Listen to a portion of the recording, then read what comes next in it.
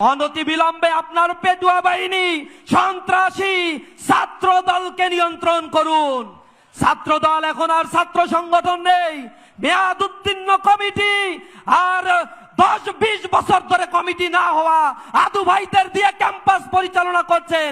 ক্যাম্পাসকে আপনারা রক্তাক্ত করে তুলছেন। আপনারা হয়ে গিয়েছেন এখন ক্রিস কোদাল চাপাতি বাহিনীতে পরিণত হয়েছেন। বৈরী বাতাসে লাগাম ধরার শপথ নিয়েছে যারা, জীবনের কোনো প্রাপ্তি হারিয়ে ব্যথিত নয়কো তারা।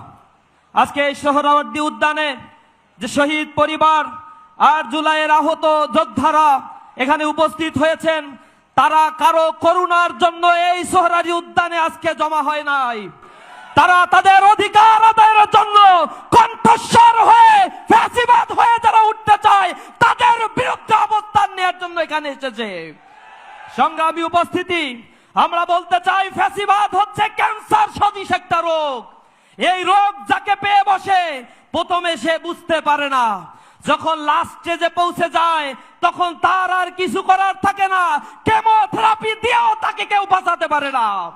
আজকে যারা ফ্যাসিবাদ হয়ে উঠতে চাচ্ছেন, গণভোটকে অস্বীকার করছেন, মানবাধিকার কমিশনের অধ্যাদেশকে বাতিল করার মতো দুঃসাহস দেখিয়েছেন, গুম খুন অধ্যাদেশকে বাতিল করার জন্য পায়তারা করেছেন, ব্যাংক রেজুলেশন অধ্যাদেশ মডিফাই করে ফ্যাসিবাদের দালালদেরকে পুনর্বাসন করার চেষ্টা করেছেন, তাদের পরিণতি ঠিক আওয়ামী ফ্যাসিবাদের মতোই হবে। আজ জুলাই যোদ্ধাদেরকে আক্রান্ত করা হচ্ছে।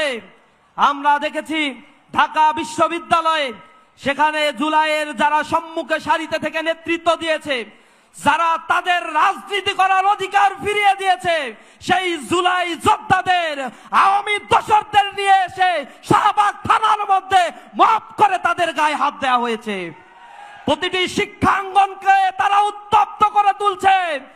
চিটাগাং সিটি কলেজে আমাদের জুলাই যোদ্ধা ভাইদের উপরে আঘাত করা হয়েছে, পায়ের উপরে আঘাত করে তাদের পা দ্বিখণ্ডিত করার মতো দুঃসাহস তারা দেখিয়েছে। আমরা ধৈর্য ধারণ করছি। আমরা বলতে চাই, আপনারা যে মসনদে বসে আছেন এটা শহীদের রক্তে গড়া মসনদ।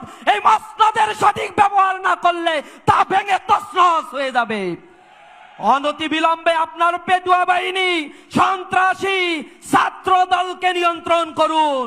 ছাত্র দল এখন আর ছাত্র সংগঠন নেই, মেয়াদ উত্তীর্ণ কমিটি আর 10-20 বছর ধরে কমিটি না হওয়া আদু ভাইদের দিয়ে ক্যাম্পাস পরিচালনা করছেন। ক্যাম্পাসকে আপনারা রক্তাক্ত করে তুলছেন। আপনারা হয়ে গিয়েছে